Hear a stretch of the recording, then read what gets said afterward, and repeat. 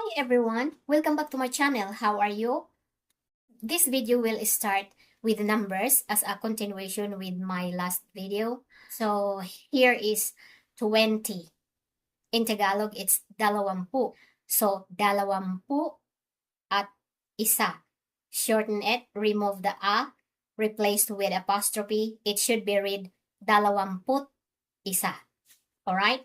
Dalawamput siyam. Tatlumpu. Tatlumput isa, tatlumput siyam, apat na po, apat na put isa, apat na put siyam, limampu. Alright, next we have the 12th month of the year in Tagalog.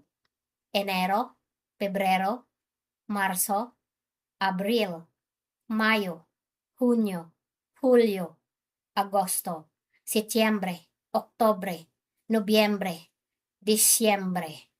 All right, those are the 12 months in Tagalog words. All right, next, you may be interested with this. This is the currency that the Philippines is using. It's a piso or peso. In the bill, you can find the word piso, okay? But it's like a peso, also like in Mexico. All right, so 1,000 peso bill, the color is blue. The next is 500 and it's yellow. Okay, so it's 500 peso or 500 piso. All right, in Tagalog. The next is we have 200. The color is green. And the next is 100. The color is purple. The next is 50. 50 piso or 50 pesos. The color is red. And the 20 pesos or piso bill, the color is orange.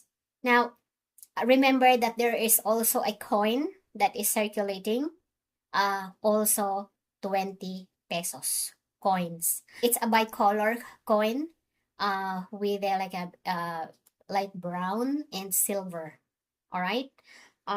So the next is 10 pesos or 10 peso coins, silver, and then the 5 peso silver, 1 peso silver also, and the quarter also silver, and it has 5 cents or 5 centimo, which is silver as well. And then there is also 1 cent or isang centimo or 1 centavo. Okay, silver also.